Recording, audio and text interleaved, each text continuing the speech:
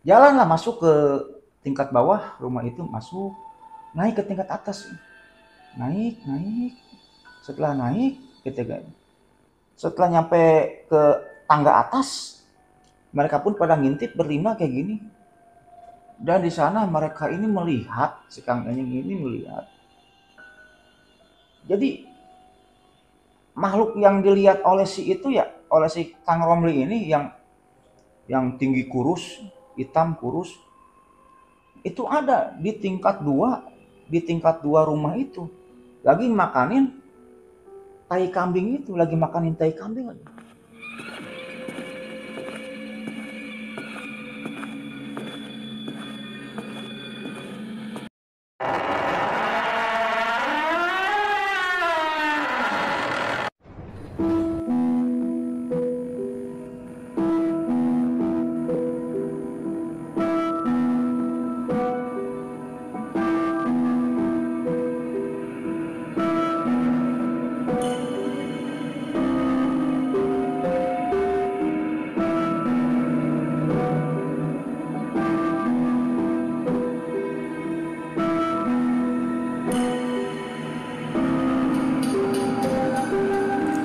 Assalamualaikum warahmatullahi wabarakatuh. Bismillahirrahmanirrahim. Alhamdulillahirabbil alamin wa binasta'inu ala umuri dunya waddin. Wassalatu wassalamu ala asrofil anbiya'i wal mursalin wa ala alihi washabihi ajmain. Amma ba'du. Oke Lucky Lovers, kembali lagi bersama saya Lucky Revolver dalam acara Lucky Revolver Vlog. Jadi kembali pada video kali ini saya akan menceritakan suatu kisah horor atau mistis yang dimana cerita ini terjadi kurang lebih pada tahun 2004-an ya, lumayan cukup lama. Dan cerita ini saya dapat dari si Bang Enyeng ya. Bang Enyeng ini tinggal di suatu desa yang ada di kota Karawang. Kayak gitu.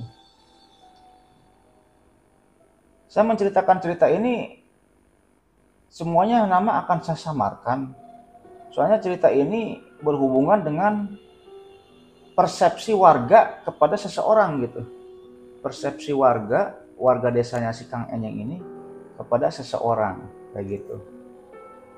Makanya semua nama di cerita ini akan saya samarkan lah ya, kayak gitu. Ya mungkin sebelum lanjut ke ceritanya, bagi Lucky Lovers semua atau bagi yang sedang menonton video ini yang belum subscribe ya subscribe dulu lah ya, supaya saya tambah semangat ya untuk membuat konten-konten selanjutnya. Dan bagi Lucky Lovers semua atau yang menonton video ini yang sudah subscribe, saya banyak ucapkan terima kasih. Mudah-mudahan yang sudah subscribe tersebut ya dibalas kebaikannya oleh Allah Subhanahu wa taala. Oke, mungkin kita lanjut ke ceritanya Lucky Lovers. Jadi Bang Enyeng ini tinggal di sebuah desa yang ada di kota Karawang. Desanya ini lumayan cukup asri ya. Tidak ada kejadian mistis, tidak ada kejadian kejahatan. Desanya ini damai, tentram dan adem lah. Desanya Bang Enyeng ini. Yang dimana pada akhirnya datanglah warga baru, anggap namanya Bu Surti lah. Bu Surti. Bu Surti ini warga baru yang pindah ke desanya si Kang Enyeng ini gitu. Yang dimana ketika itu Bu Surti ini membeli sebuah kebun lah di desa tanah lah ya, membeli sebuah tanah di desanya Kang Enyeng ini. Dan ketika itu membangunlah sebuah rumah Bu Surti ini. Rumah yang dibangun oleh Bu Surti ketika itu cukup besar ya, 2 tingkat ketika itu. Yang dimana rumah si Kang Enyeng ini dengan rumahnya Bu Surti ini berseberangan. Jadi ketika itu Bu Surti ini membeli tanah dan rumah gitu. Tanah yang dibeli Bu Surti ini ketika itu posisinya ini di pinggir rumahnya yang dibangun itu gitu. Yang dimana tanah yang dibeli oleh Bu Surti dan rumah yang dibangun oleh Bu Surti ini lokasinya ini di depan rumahnya Kang Enyeng. Depan rumahnya Kang Enyeng. Yang cuman kehalangi oleh jalan aja gitu, oleh jalan kampung lah, kayak gitu Lucky Lovers. Ketika itu warga desa yang didiami oleh Kang Enying, warga desanya Kang Enying ini tidak menaruh curiga kepada Bu Surti, tidak menaruh curiga apa-apa gitu kepada Bu Surti ini. Sampai pada akhirnya Bu Surti ini kembali membangun sebuah rumah. Bu Surti ini kembali membangun sebuah rumah yang dimana lokasinya ini kurang lebih 30 meter dari jarak rumah yang dibangunnya itu gitu. Yang dibangunnya itu. Warga mulai bertanya-tanya ketika itu. Kok Bu Surti membangun sebuah rumah lagi gitu. Padahal rumah ini itu rumah yang pertama kali dia bangun ini, pondasinya ini belum selesai. Jadi bawahnya udah hampir 80% selesai, kan tingkat 2 ketika itu. Bawahnya ini udah 80% selesai, tapi yang tingkat atasnya ini masih 40% belum selesai gitu. Jadi gimana bentuk rumahnya ini nggak puguh gitu, nggak puguh. Dan rumah yang kedua yang dibangunnya ini baru diselesaikan gitu, dipermanenkan. Jadi rumah, benar-benar rumah. Gitu. Tapi rumah yang pertama kali dibangun ini oleh Bu Surti ini tidak selesai. Tidak selesai. Yang dimana nantinya ini semenjak datangnya Bu Surti ke desanya si Kang Enying ini, banyak warga yang meninggal, tuturannya kayak gitu. Yang dimana pada akhirnya, jadi kalau ada orang kayak gitu katanya gitu, kata si Kang Enying dan kata cerita-cerita kata pendapat orang desa ini, orang tersebut itu namanya ini mujarangkai atau melakukan pesugihan rangkai, bahasanya kayak gitu. Gak tahu saya juga gitu. Pesugihan rangkai. Jadi cirinya ini seseorang itu ngebangun rumah tapi nggak diselesaikan gitu. Ngebangun rumahnya itu nggak diselesaikan. Oke, kita lanjut ke ceritanya. Akhirnya Bu Surti ini menempati rumah yang kedua yang dibangunnya ini. Yang dimana rumah pertama yang dibangunnya ini, bagian bawahnya ini baru terselesaikan kurang lebih 80-70%. Dan tingkat atasnya itu baru 30% lah, 40%. Jadi rumahnya ini belum jadi. Padahal Bu Surti itu ketika itu cukup kaya gitu. Ngapain dia membangun rumah tidak diselesaikan kayak gitu. Kejadian mistis atau horor yang pertama kali terjadi yaitu, jadikan rumah yang tidak diselesaikan dibangun oleh Bu Surti ini, di pinggirnya itu dia itu beli lahan ya. Beli lahan tanah lah lumayan cukup besar ketika itu. Yang dimana lahan tanah Bu Surti ini sering dijadikan tempat bermain lah. Sering dijadikan tempat bermain oleh anak-anak ketika itu. Ada yang bermain bola, ada yang bermain lari-larian, main layang-layangan gitu. Yang dimana ketika itu di tengah-tengah tanah tersebut terdapat gundukan. Terdapat satu gundukan yang menonjol dibandingkan dengan tanah-tanah yang lain gitu. Jadi tanah itu lumayan cukup luas dan di tengahnya ini terdapat gundukan kayak kuburan lah. Gitu. Kayak kuburan lah gundukan tersebut, menonjol aja kayak gitu. Sampai pada suatu hari ketika itu anak-anak sedang bermain bola di sana. Bermain bola gitu kan. Setelah itu kurang lebih sore hari jam 5 ada satu orang anak yang kesurupan. Ada satu orang anak yang kesurupan. Ketika itu Bang Enyeng juga si Kang Enyeng ini ikut main bola di sana. Anggaplah yang kesurupan ini anaknya namanya Wahyu. Wah, kesurupan itu, gutik-gutik, ngomong ngecaprak lah. Yang intinya dari omongan yang orang kesurupan itu ngomongnya kayak gini, jangan injak-injak aku, jangan injak-injak aku. Tapi bahasa Sunda sih. Kalau bahasa Sundanya mah, si atong nincakan aing. Si atong nincakan aing, nyeri aing ditincakan wae. Kamu jangan injak-injak saya. Saya sakit diinjak-injak terus. Kayak gitulah penuturannya orang yang kesurupan itu. Hanya didatangkanlah warga ketika itu, bukan warga ya, ustadz orang pintar. Akhirnya sembuh lah. Tapi semenjak sembuh dari kesurupan ini, anak ini jadi kesadaran ini kurang. Anak yang kesurupan itu kesadarannya kurang. Dan sering mengalami kesurupan. Sampai warga pun heran ketika itu, ini kok kesurupan terus, didatangin ustadz, sembuh lagi, besoknya kesurupan lagi. Sampai pada akhirnya anak tersebut kan sering kesurupan, akhirnya agak sedikit terganggu lah akalnya, stres lah anak itu. Ya umurnya kurang lebih 13 sampai 15 tahun ketika itu, anak yang kesurupan itu. Sampai pada akhirnya dia itu sakit, mati lah, meninggal anak itu. Anak yang sering kesurupan itu meninggal aja. Booming lah kejadian tersebut. Setelah si Wahyu, anggaplah ya, si Wahyu ini meninggal, warga ini ada sebagian yang curiga ke Bu Surti ini. Tapi masih sedikit yang curiga ke Bu Surti ini kalau Bu Surti ini melakoni pesugihan rangkai itu, gitu. Hanya udahlah kejadian tersebut berlalu. Sampai kepada tahun berikutnya, ya sama lah, ya apa tanah itu juga sering dipakai main anak-anak, pakai main orang dewasa gitu, tanah yang milik Bu Surti itu, yang di tengah-tengahnya ada gundukan kayak gitu ya. Sampai pada tahun berikutnya, kejadian yang sama pun terjadi. Jadi pada sore hari, kembalilah ada seorang anak yang kesurupan. Sia tong nincakan aing nyeri ditincakan wae. Kamu jangan nginjek-nginjek saya sakit diinjek-injek terus. Akhirnya didatangkan lagi orang pintar, sembuh lagi. Tapi sama kayak si Wahyu, setelah sembuh dari kesurupan, dia itu sering kesurupan.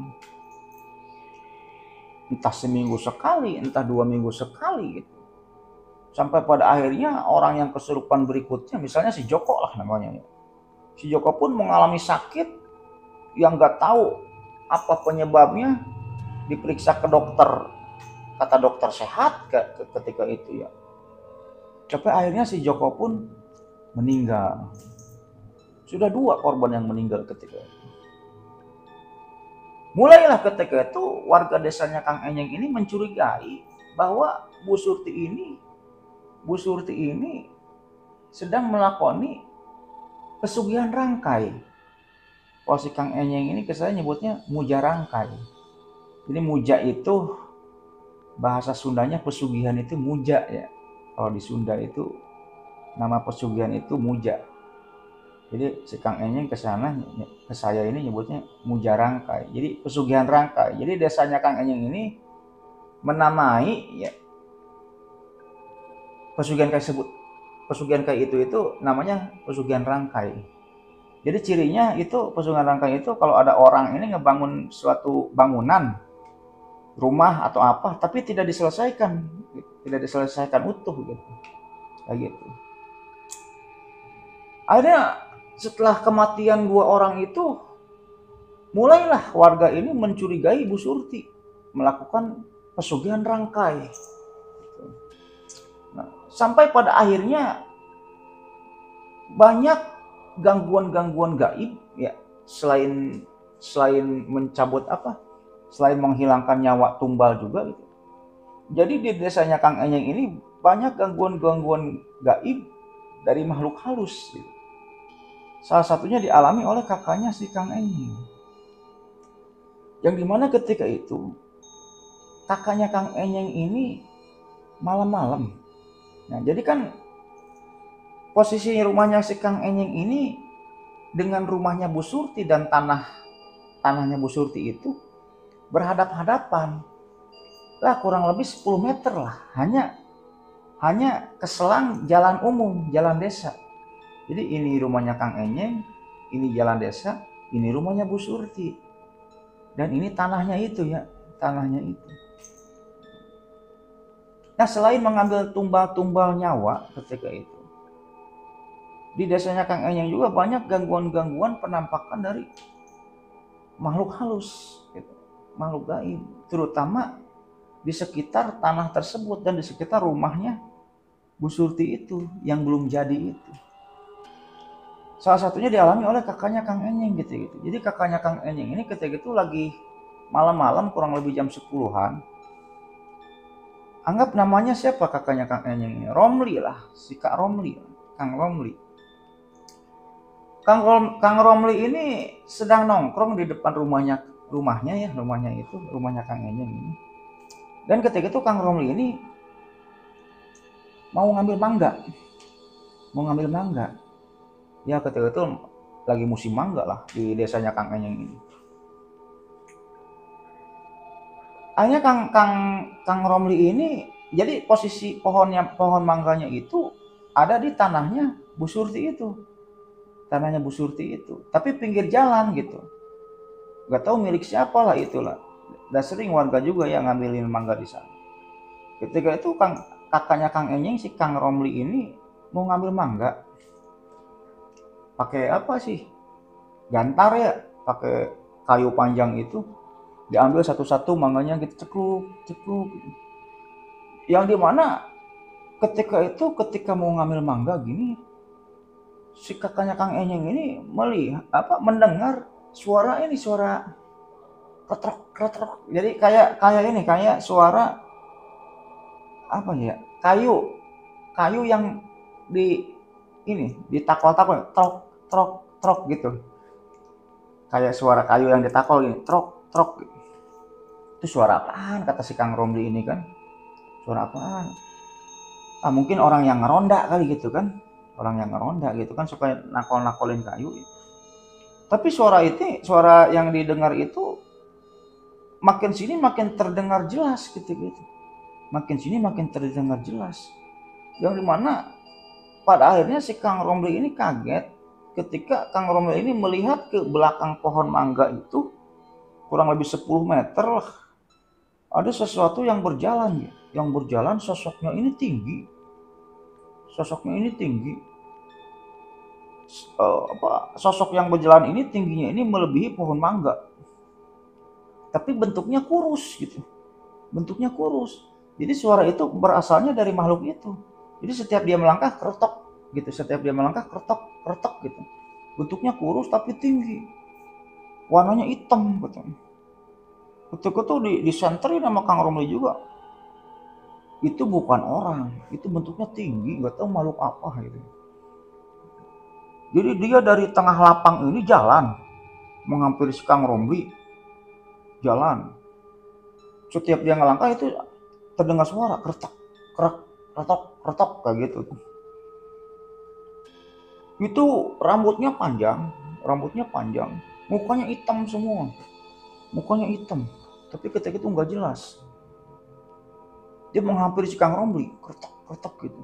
Akhirnya Kang Romli pun lari ke rumahnya, langsung nutup pintu. Diceritakanlah sama Kang Enyeng gitu.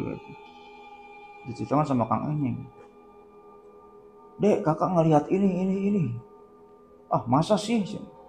Kata Kang Enyeng, masa sih? Ya udah kita lihat katanya. Kita lihat. Ketika Kang Enyeng membuka pintu rumah, mau ngelihat ke tanah yang si Bu Surti ini, itu sosok yang tinggi hitam itu udah ada di halaman rumahnya Kang Enyeng. Lagi gini aja gitu kan. Sontak ditutup lagi pintunya, langsung masuk kamar pada tidur ketika itu. Itu kejadian yang dialami oleh kakaknya si Kang Enyeng, si Kang Romli ini. Selain itu, kejadian yang kedua ini dialami oleh Kang Enyeng. Kang Enyeng bersama dengan ayahnya Kang Enyeng ketika itu. Jadi kejadiannya ketika itu, Bu Surti ini pada sore hari setelah asar memanggil anak-anak gitu. Ketika itu Kang Enyeng usianya masih 15 tahunan ya. 15 tahunan lah, kurang dari 20 tahun ketika itu.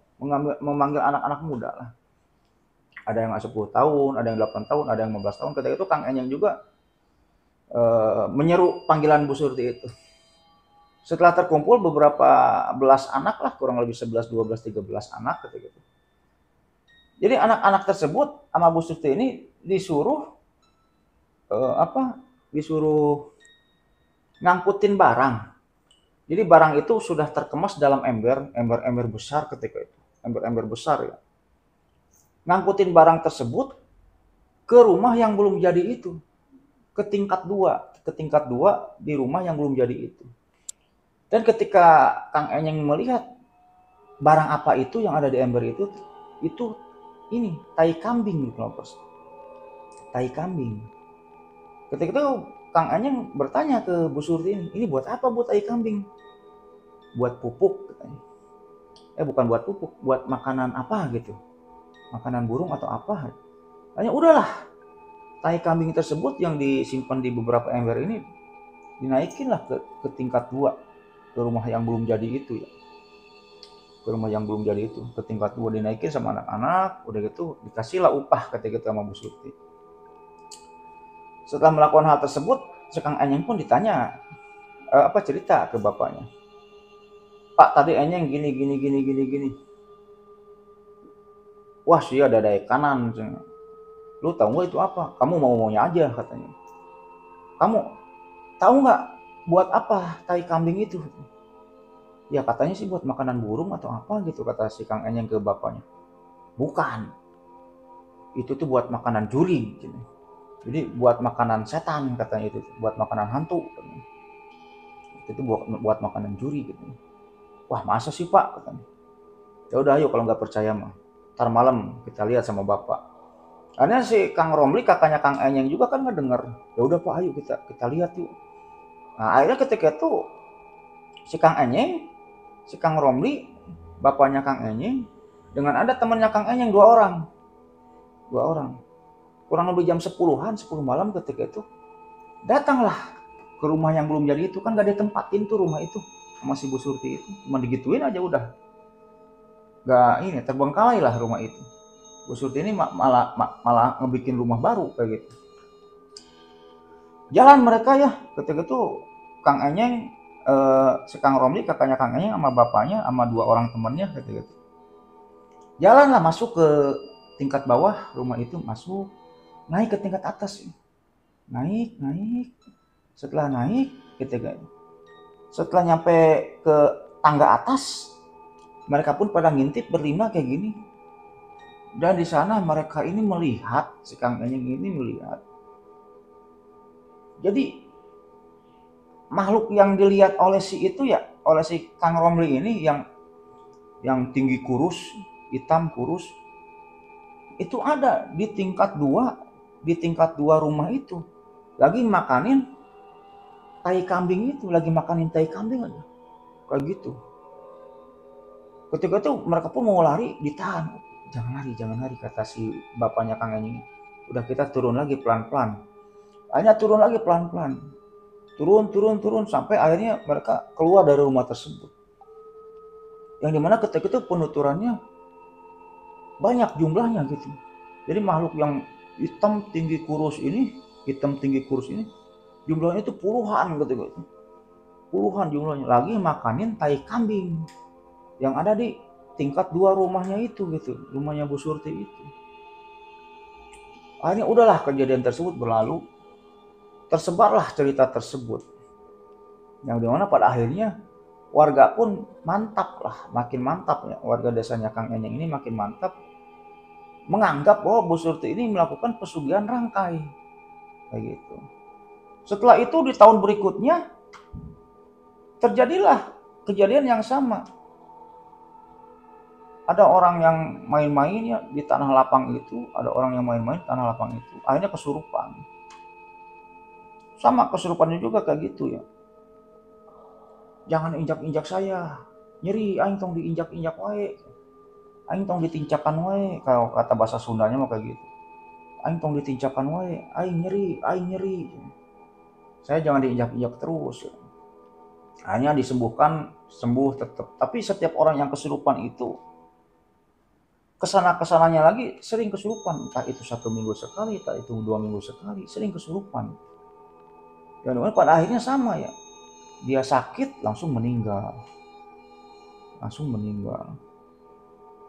Ya, yang dimana ketika itu banyak warga-warga yang sudah semakin mencurigai Bu Surti ini, dan warga pun akhirnya menyelidiki Bu Surti, yang dimana ketika itu Bu Surti pun, warga ini menemukan Bu Surti ini telah membeli lagi sebidang tanah di desa sebelah. Jadi ini desanya si Kang Enyeng. Jadi beberapa desa lagi di sana lah, kelewati beberapa desa. Bu Surti ini beli tanah lagi, ada di salah satu desa. Dan Bu Surti ini membeli tanah itu langsung membangun rumah lagi. Tapi rumahnya itu tidak diselesaikan bangunannya, sama kayak bentuk rumah yang di desanya Kang Enyeng. Nggak diselesaikan bangunannya itu, gitu aja terbengkalai aja. Tapi dia membangun rumah kayak gitu. Dan warga desa pun ketika itu tidak mengetahui ya, bukan tidak mengetahui sih. Jadi suaminya Bu Surti ini jarang pulang ke rumah. Penuturannya suaminya ini di Jakarta katanya. Dan anak-anaknya juga kadang main ke rumah itu gitu, ke rumah Bu Surti, tapi bukan rumah yang tidak jadi itu. Main terus pulang lagi, nggak tinggal di sana, yang tinggal di sana cuma Bu Surti. Sampai pada suatu ketika warga desanya Kang Enyeng ini memanggil orang pintar, ustadz, kiai lah. Akhirnya ketika itu ustadz atau kiai orang pintar tersebut intinya mengatakan kayak gini, ini rumah sama tanah ini gak beres. Akhirnya singkat cerita diruqyah lah. Entah gimana caranya diruqyah, akhirnya si tanah yang ada gundukannya itu ya, yang ada gundukan kayak gini, oleh si kiai itu disiram pakai air. Setelah berdoa kayak itu, tanah itu disiram pakai air. Semua tanah itu disiram pakai air. Tapi tuturnya Kang Enyeng ketika itu Bu Surti tanpa sepengetahuan Bu Surti, malam hari warga diam-diam mencari orang pintar, kiai lah, kiainya di desa itu. Hanya dicapet-capetin pakai air semua tanahnya, termasuk rumahnya itu ya, rumah yang belum jadinya itu. Udahlah, insya Allah gangguan-gangguan ini tidak akan datang lagi, kata kiai setelah melakukan doa bersama dengan warga di sana. Singkat cerita benar ya, 1 minggu kakaknya Kang Enyeng ini, berikut Kang Enyeng, berikut warga-warga di sana, tidak lagi melihat sosok-sosok gaib gitu. Yang dimana sosok gaib itu bukan hanya si kakaknya Kang Enyeng yang sudah melihat ya, sosok gaib yang kurus, tinggi kurus itu ya, tinggi kurus hitam itu. Warga juga sering melihat sosok gaib itu. Dan setelah diadakannya doa bersama dengan warga dan kiai itu gitu, sosok gaib itu perlahan jarang ditemui oleh warga desanya Kang Enyeng gitu. Jarang. Udah seminggu, 2 minggu, 3 minggu, 4 minggu, 1 bulan, jarang lah. Bahkan tidak sama sekali, tidak pernah. Dan tanah yang punya Bu Surti yang suka dipakai main anak-anak itu, sering dipakai main anak-anak gitu. Tapi sekarang tidak pernah ada orang yang kesurupan ketika itu. Amanlah desanya Kang Enyeng semenjak diadakannya doa bersama gitu, dengan dipimpin oleh kiai itu. Dan pada akhirnya kurang lebih setelah 4-5 bulanan, warga desanya Kang Enyeng tersebut mendengar bahwa Bu Surti tersebut sakit, yang dimana pada akhirnya Bu Surti ini meninggal dunia. Tidak diketahui kenapa sebabnya, apa sebabnya gitu. Meninggal dunia Bu Surti ini ketika itu. Ya wallahu alam sih ya. Jadi di desanya, warga desa Kang Enyeng ini menganggap bahwa Bu Surti ini melakukan pesugihan rangkai, atau orang desanya Kang Enyeng ini menyebutnya muja rangkai kayak gitu. Sampai penuturan Kang Enyeng ketika itu, rumah Kang Enyeng ini pindah ke belakang. Tadinya kan posisinya ini rumah Kang Enyeng nih, ini jalan, ini Bu Surti nih rumahnya. Jadi Kang Enyeng ini rumahnya pindah ke belakang, gitu penuturannya. Tapi semenjak adanya doa bersama dengan warga dan Bu Surti sudah meninggal, Kang Enyeng pindah lagi ke depan. Kayak gitu loh Kilopers ceritanya. Ya mungkin cerita ini walau alam lah ya, Bu Surti ini melakukan pesugihan rangkai atau tidak walau alam, tapi kata kiai dan warga-warga di sana, memang banyak sih orang yang melakukan pesugihan rangkai itu kayak gitu. Yang dimana ciri-cirinya kayak gitu. Jadi orang yang melakukan pesugihan rangkai ini, dia tuh suka membangun rumah atau sebuah bangunan, tapi bangunan ini tidak tidak diterusin bangunannya itu, udah aja kayak gitu. Ya mungkin gitu aja ceritanya Lucky Lovers pada video kali ini. Mudah-mudahan menghibur Lucky Lovers semua. Dan terima kasih kepada Lucky Lovers semua yang telah menonton video ini sampai selesai. Ya tidak lupa juga ya, saya mendoakan kepada Lucky Lovers semua. Allahumma inna nas'aluka bi anna lakal hamdu la ilaha illa anta wa dakala sadaqala kalmananu badi samawati wal ard bil jalil wa ikram ya hayyu ya qayyum. Ya mudah-mudahan Lucky Lovers semua diberikan kesehatan, rezeki yang melimpah, umur yang panjang, dan bagi Lucky Lovers semua yang atau saudaranya yang saat ini sedang sakit, mudah-mudahan disembuhkan oleh Allah Subhanahu wa taala ya. Dan yang masih sehat, mudah-mudahan diperpanjang nikmat sehatnya oleh Allah Subhanahu wa taala. Dan tidak lupa juga kita harus selalu bersyukur ya atas nikmat sehat yang Allah berikan kepada kita. Ya, dan yang paling utama, mudah-mudahan kita semua dikumpulkan di surganya Allah Subhanahu wa taala nanti di hari akhir ya, dan mendapatkan syafaat darinya. Ya mungkin gitu aja Lucky Lovers ya, cerita pada video kali ini, mudah-mudahan menghibur. Akhirul kata, Allahumma sholli ala sayyidina Muhammad wa ala ali sayyidina Muhammad. Wabillahi taufiq wal hidayah. Wassalamualaikum warahmatullahi wabarakatuh.